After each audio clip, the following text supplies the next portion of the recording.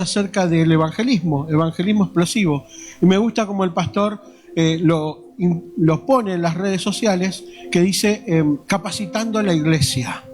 Y de eso se trata. Nosotros venimos a capacitarnos los lunes a esta casa, a este lugar. No sé si creo que es mañana la última clase que tenemos de evangelismo explosivo, o queda otra más, eso después lo va a decidir el pastor. Pero sí, estamos convencidos, ¿sí?, de que estamos capacitándonos porque Dios quiere hacer algo en nosotros, ¿sí? Y a lo que vamos el día de hoy es hablar acerca de esto. Inició todo con esta pregunta. Ustedes saben que la pregunta siempre hay, ¿no?, que buscarle la vuelta en la palabra de Dios. Entonces, un día empecé a preguntarme, ¿por qué debo predicar el Evangelio? Entonces, quiero que nos ilustremos en nuestra mente esta pregunta y a través de la palabra de Dios vamos a ir caminando, ¿sí?, acerca de la respuesta, hacia la respuesta. ¿Por qué debo predicar? ¿Se preguntó alguna vez por qué es necesario que yo predique? ¿Dios lo puede hacer de otra manera? Claro que sí. ¿Tiene autoridad para hacerlo? Tiene toda la autoridad. ¿Quién es capaz de decirle algo a Dios cómo tiene que hacer las cosas? Ninguno de nosotros. Dios hace según su plan. Entonces, la pregunta es, ¿por qué debo yo predicar? Entonces, el mensaje del día de hoy tiene como título, tenés el antídoto.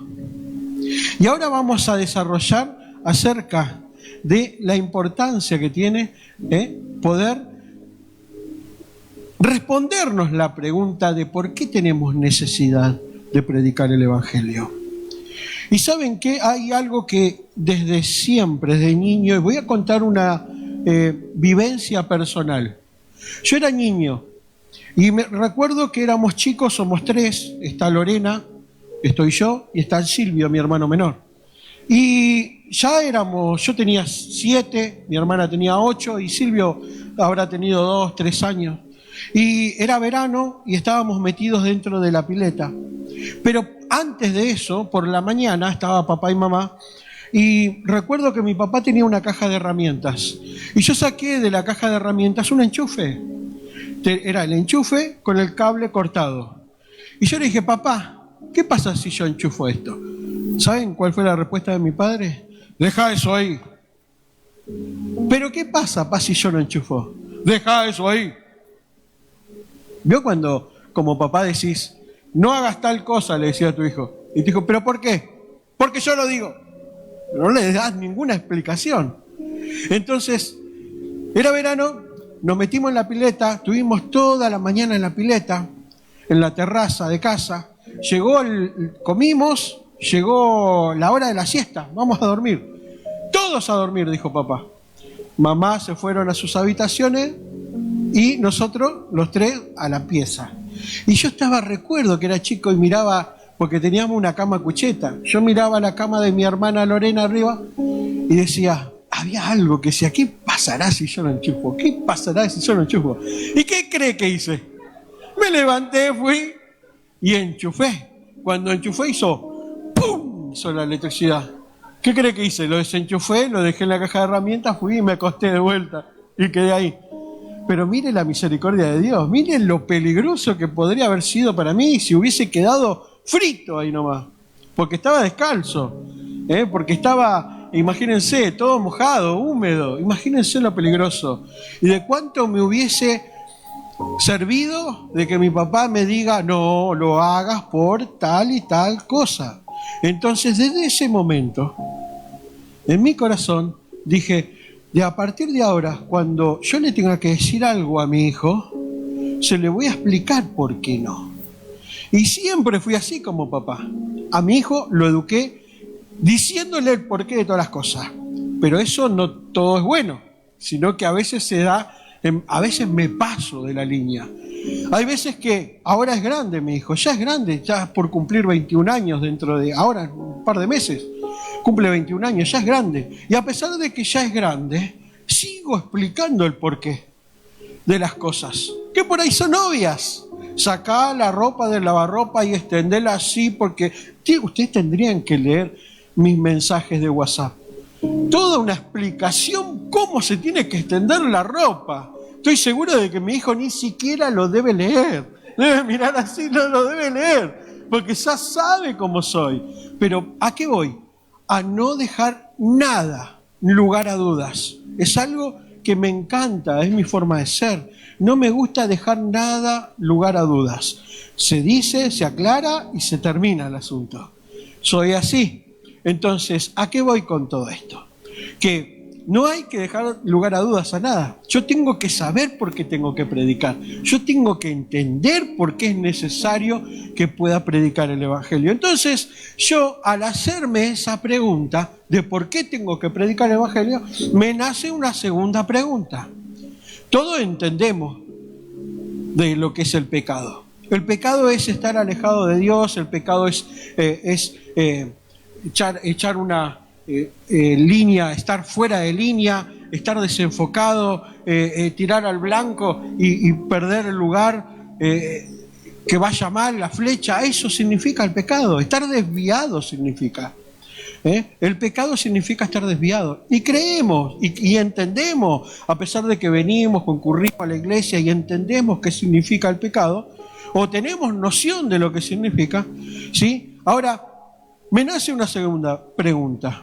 Entendemos que el mundo peca deliberadamente, sin tenerle en cuenta a Dios, pero hay una pregunta que me nace. Y la pregunta que me nació es, si Dios creó el pecado, ¿qué creen? ¿Dios creó el pecado? Si Dios es creador de todas las cosas, yo puedo tener mi opinión, pero ¿qué les parece si vamos a ver lo que dice la palabra de Dios? ¿Quién creó el pecado? Para eso los invito a que juntos leamos Isaías 14, versículo 12 al versículo 15. Mire lo que dice Isaías 14, versículo 12 al versículo 15, aquellos que anotan. Si no, lo tenemos en la pantalla. Mire cómo dice: como caíste del cielo. ¿De quién está hablando? De Satanás. Como caíste del cielo, oh lucero, hijo de la mañana. Dice, cortado fuiste por tierra, tú que habitabas a las naciones. Siguiente. Tú que decías, oigan este versículo, tú que decías en tu corazón, subiré al cielo, en lo alto, junto a las estrellas de Dios, levantaré mi trono, y en el monte del testimonio me sentaré, a los lados del norte. Siguiente, sobre las alturas de las nubes subiré, y seré semejante al Altísimo. Mire lo que había en el corazón de Lucero. Dice, mas tú derribado eres hasta el Seol, a los abismos, a los lados del abismo.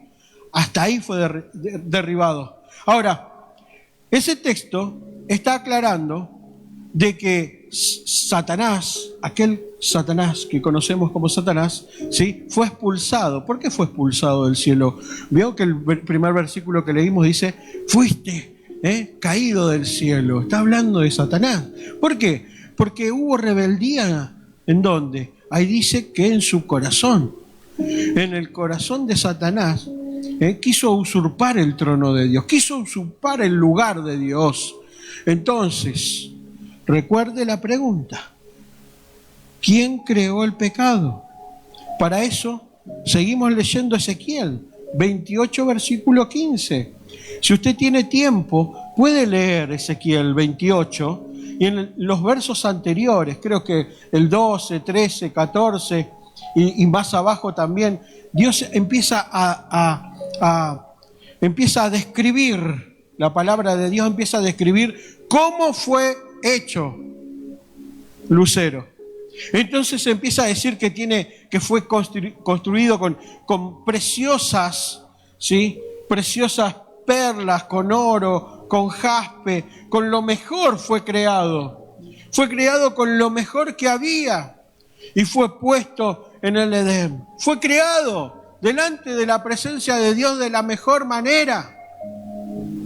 Pero mire lo que dice el versículo central de Ezequiel, versículo 28, capítulo 28, versículo 15, dice, perfecto eras, perfecto eras, perfecto eras, tiempo, eras, perfecto. Perfecto eras en todos tus caminos desde el día que fuiste creado. Eras perfecto, dice, ¿ve la coma anterior?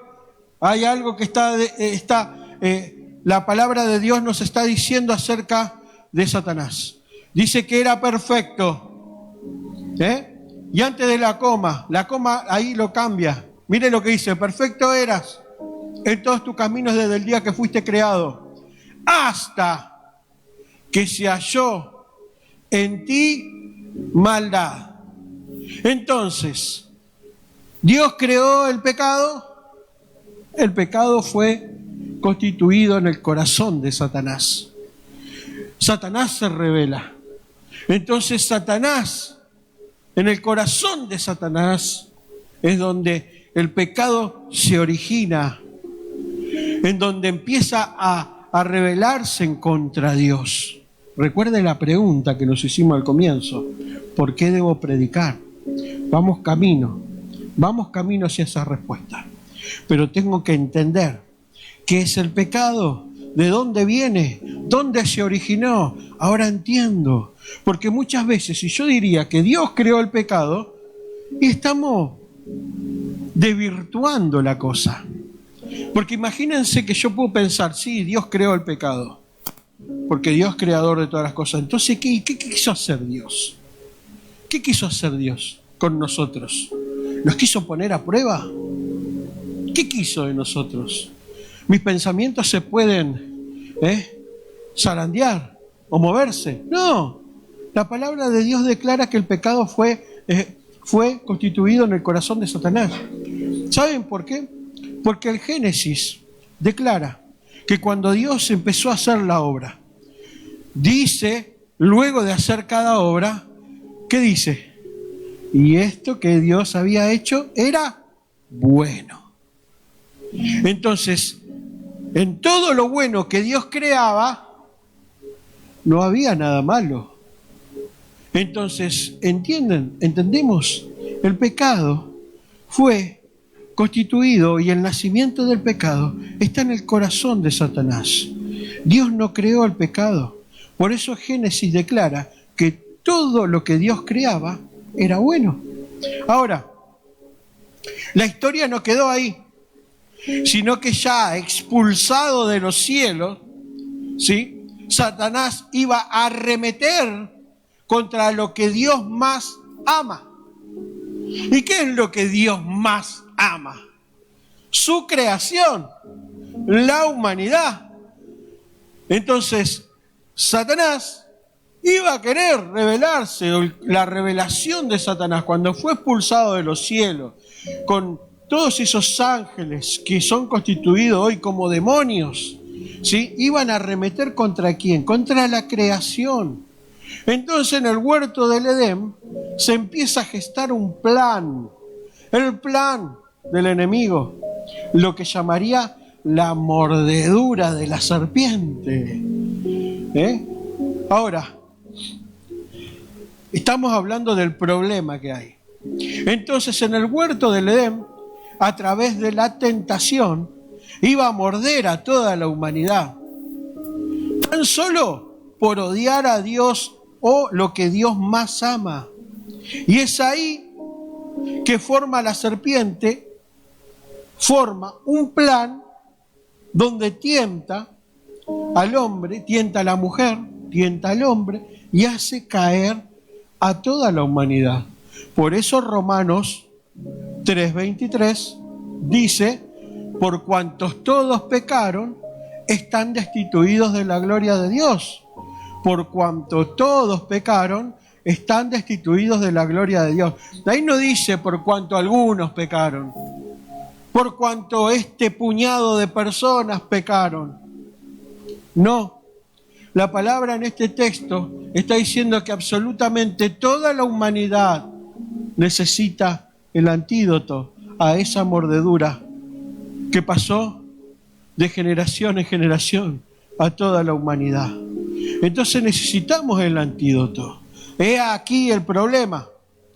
Mire lo que dice Romanos 3, versículo 10 y versículo 12.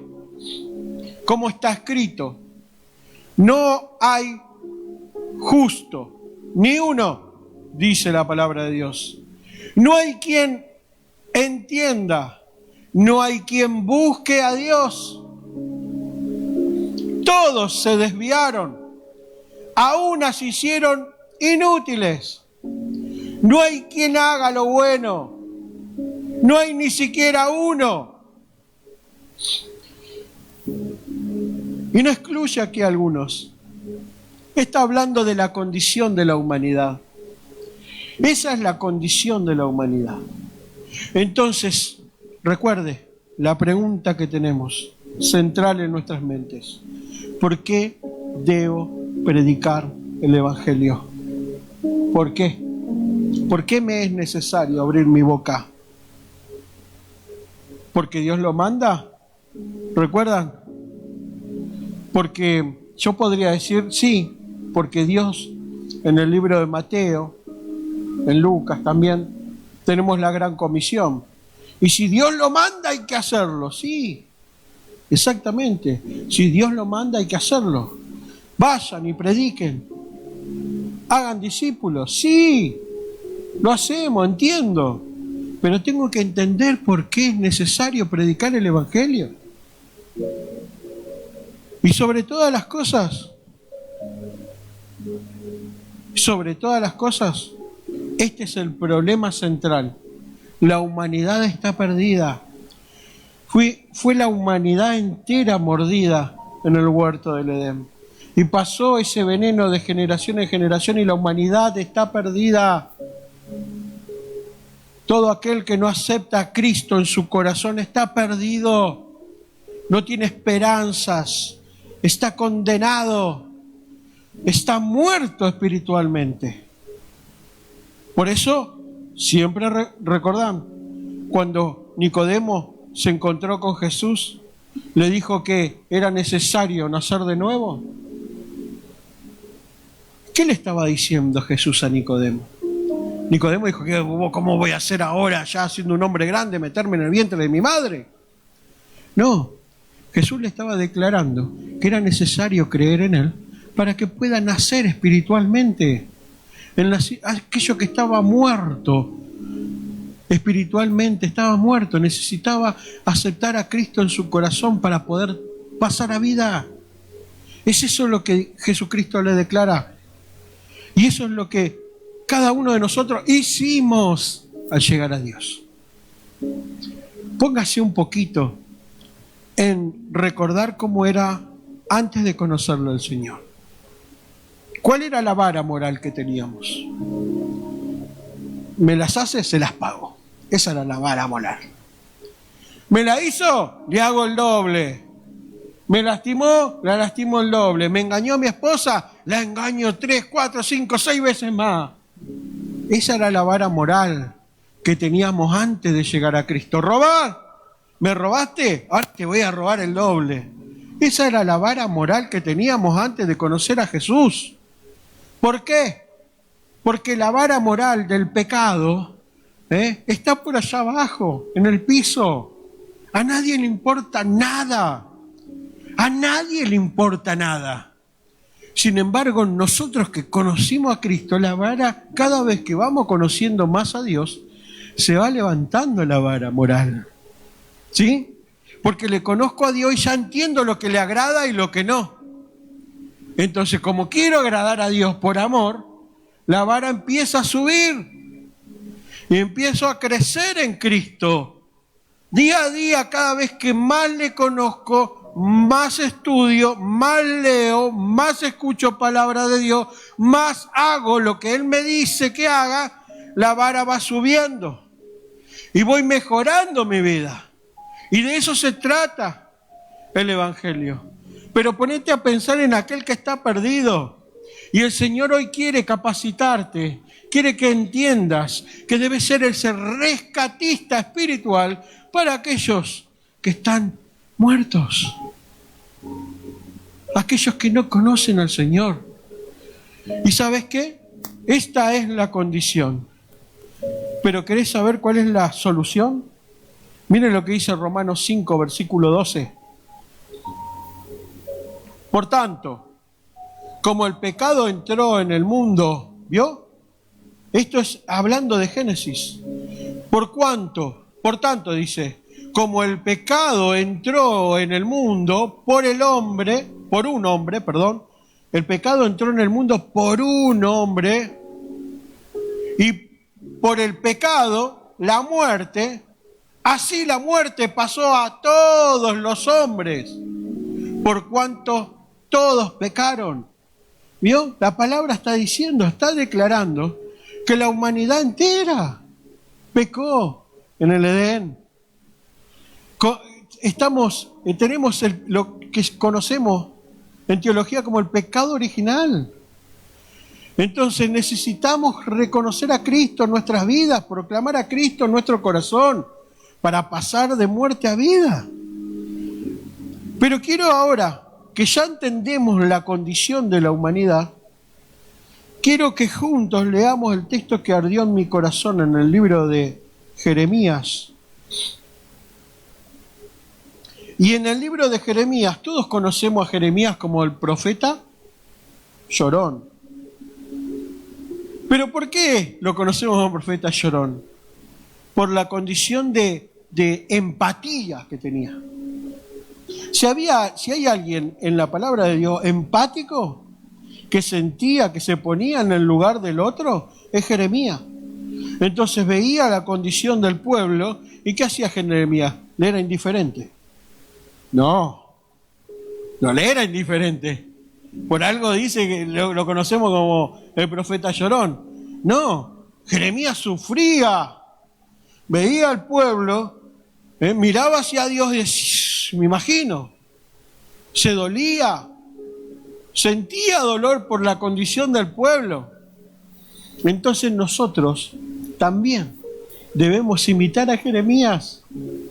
Debemos ver a Jeremías como lo que necesitamos nosotros. Mire estos preciosos textos. Jeremías 8, versículo 18 al 21 dice así: a causa de mi fuerte dolor, mi corazón desfallece en mí. A causa del dolor, mi corazón desfallece en mí, decía.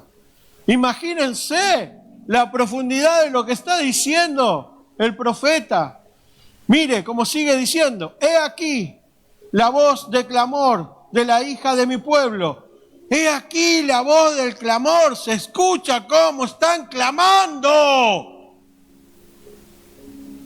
Que viene de la tierra lejana. Miren lo que clamaban.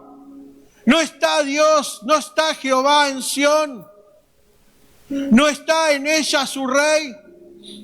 ¿Por qué me hicieron enojar, airar con sus imágenes de talla, con vanidades ajenas? ¿Qué estaba ahí? Diciendo que eran un pueblo idólatra. La idolatría, volcados a la idolatría.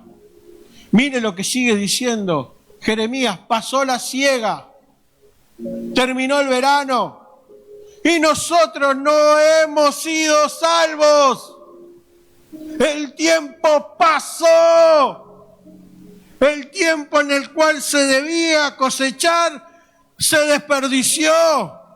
El fruto, aquellos agricultores que plantan árboles, si no lo cosechan a tiempo, se pudre.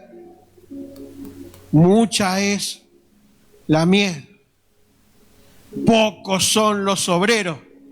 ¿No les llama un poco la atención?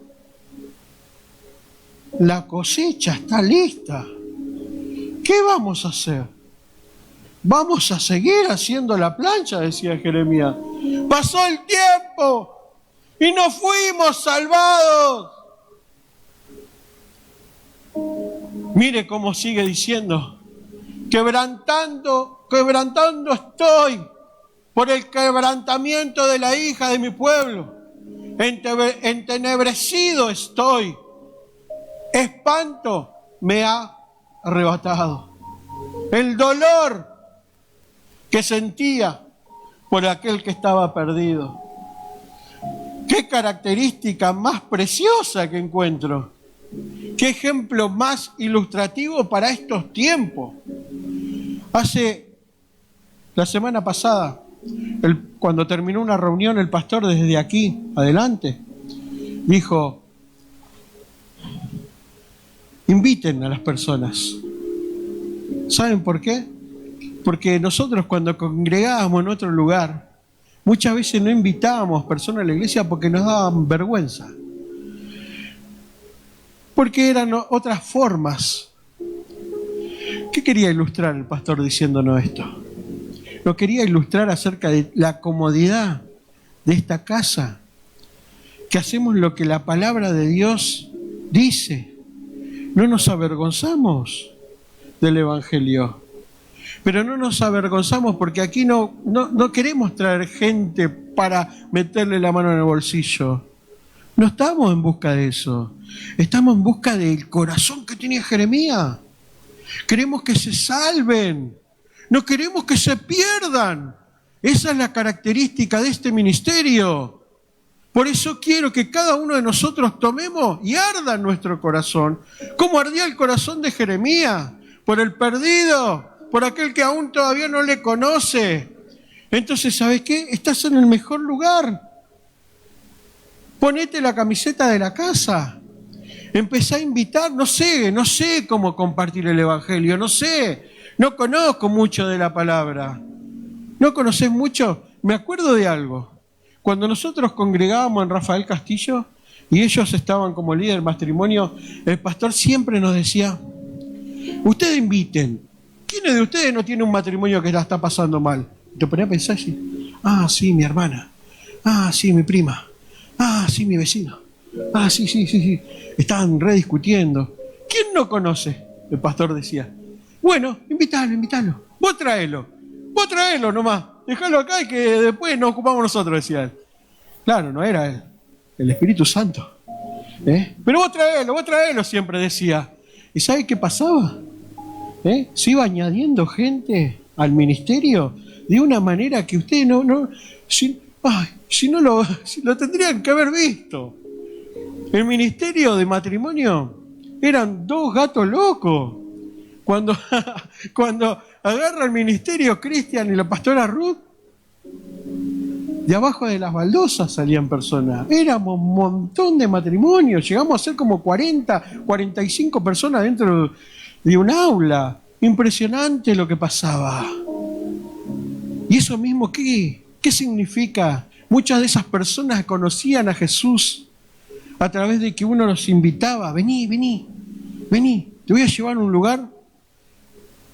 Y era algo desestructurado. Era una mesa larga, cenábamos, compartíamos un mensaje. Y muchos de esos matrimonios aprendían muchas cosas que estaban mal aprendidas. Porque hay un montón de cosas que no conocemos, pero que Dios corrige a través de su palabra. Y muchos de ellos conocieron así a Cristo. Muchos de ellos hoy sirven de esa iglesia. Muchos de ellos conocieron a Jesús. Y Jesús marcó a fuego su corazón. Uno de ellos fue mi hermano. Mi hermano conoció al Señor. Pensar que hoy se separó de la esposa, pero mi ex cuñada está congregando, está asistiendo a la iglesia. ¿Por qué? Porque la semilla fue plantada y el fruto se va a ver.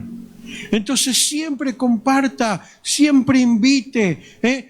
Usted tiene que sentir en su corazón, tiene que arder como ardía el corazón de Jeremías. Ver la necesidad, ver lo mal que están pasándola sin esperanza. Porque así está el mundo. Vive sin esperanza. Vive como en una carrera que no sé qué es lo que están buscando. Buscan la paz, no la encuentran. Porque es Cristo el único príncipe de paz. Es Él. Entonces el mundo está acelerado atrás de ¿qué? De lo material. Si cuando mueran va a quedar todo aquí. ¿Qué corren atrás de qué? Entonces somos nosotros los que nos tenemos que hacer cargo. Y así como el corazón de Jeremías Debe arder nuestro corazón también por aquel que está perdido. Mire lo que dice Romanos 5, versículo 19.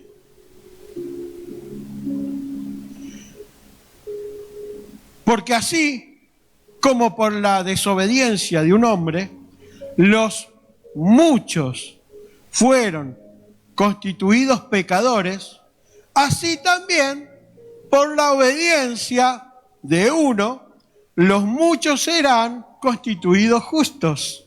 Entonces, ¿qué está diciendo este texto? Que el pecado entró por Adán. El pecado entró por Adán. ¿Pero qué está diciendo el texto? Que así como está el problema, está la solución. ¿Cuál es la solución? Jesucristo. Por cuanto la desobediencia por uno entró a toda la humanidad, por la obediencia de aquel uno, no somos constituidos justos. ¿Sabe lo que es justo? Que Dios te mira y te ve sin pecado. Eso significa justo. Eso significa ser justificado por Dios. Entonces, a través de creer en Jesucristo, Él nos borra toda mancha. Entonces, tenemos el antídoto. Tenemos el antídoto para aquella mordedura. Ahora, la pregunta es, ¿qué vamos a hacer con ese antídoto? ¿Lo vamos a guardar en nuestros bolsillos? ¿Y los vamos a dejar ahí, escondidos, que se venza? Total, yo ya soy salvo. Mirá cómo están. Mirá que bueno, el que las hace las paga. Mirá. ¿Vamos a ser indiferentes? ¿O sabiendo que tenemos el antídoto vamos a ir a compartir?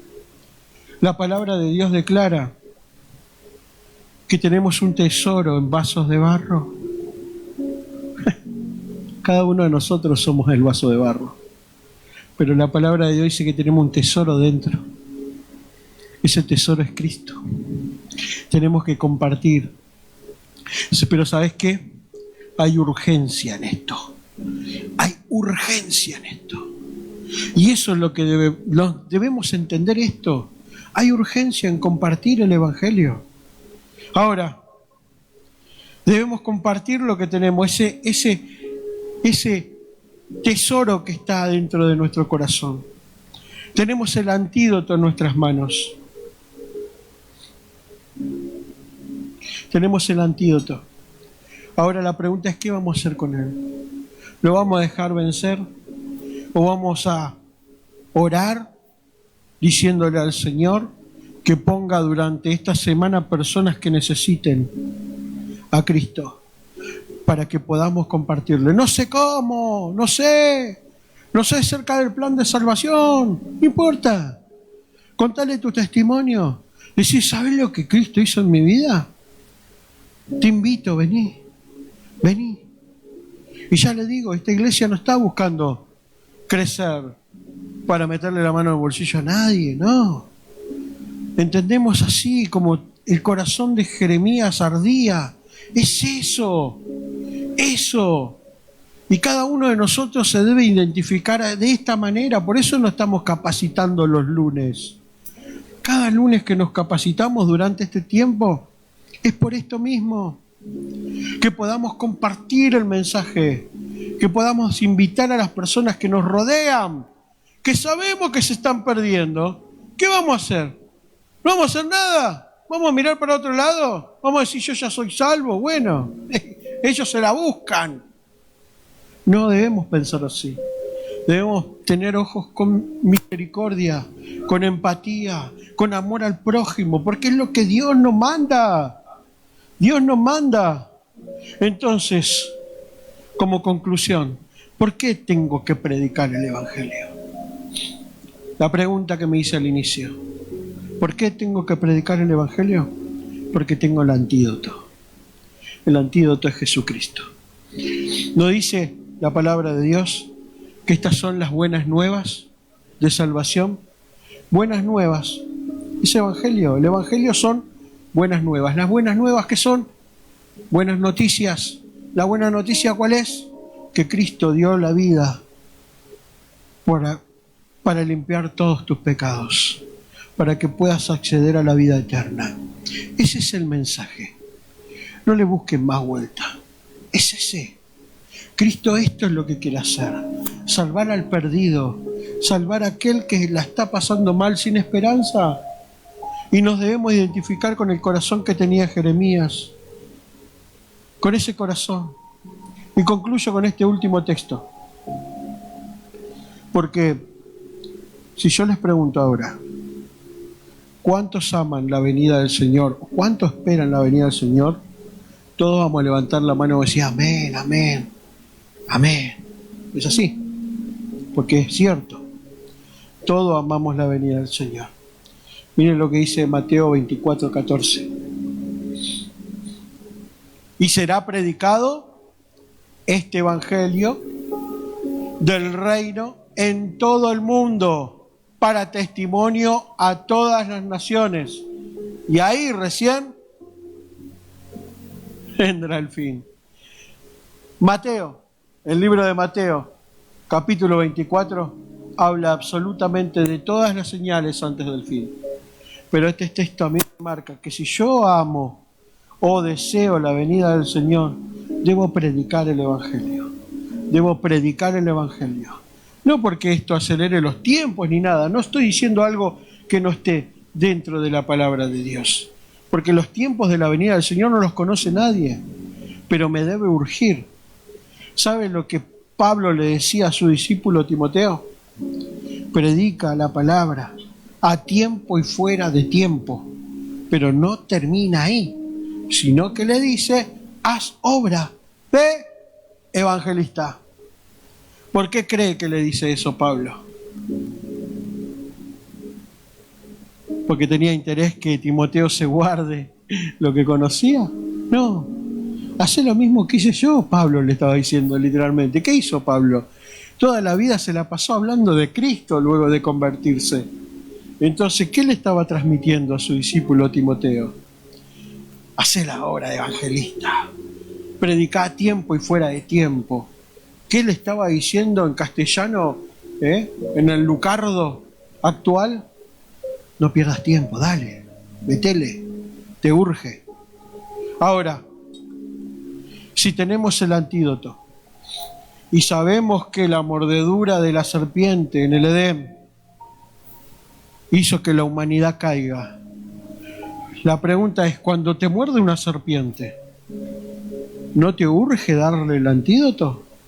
Claro, vas a correr hasta que te den el suero antiofídico. Vas a correr para que te den el antídoto correcto. Sino que el tiempo pasa y ¿qué pasa? Se va agravando la persona. ¿Es así? ¿Qué cree que espiritualmente no sucede lo mismo? Entonces, si tenemos el antídoto, ¿qué tenemos que hacer? Compartirlo. ¿Sabe por qué? Porque nos urge. Porque estamos apresurados. Porque nos urge ver a las personas sufrir. Porque nos debe urgir verlos cómo se pierden. Cómo se van de esta tierra sin Cristo. ¡Nos urgen! No necesitamos ser seminaristas para poder compartir a Cristo. No necesitas conocer la Biblia de tapa a tapa para compartir a Cristo. Entienda eso, iglesia. Entendamos todos juntos que los tiempos finales de la venida del Señor se acercan. Las señales sobran. No sabemos cuándo viene el Señor, pero las señales sobran. Cristo está a las puertas. Y todo lo que está pasando en el mundo, toda señal que está pasando, ¿sí?, nos debe urgir predicar el Evangelio. ¿Sí? Ponete de pie, iglesia preciosa del Señor. Gracias, Jesús.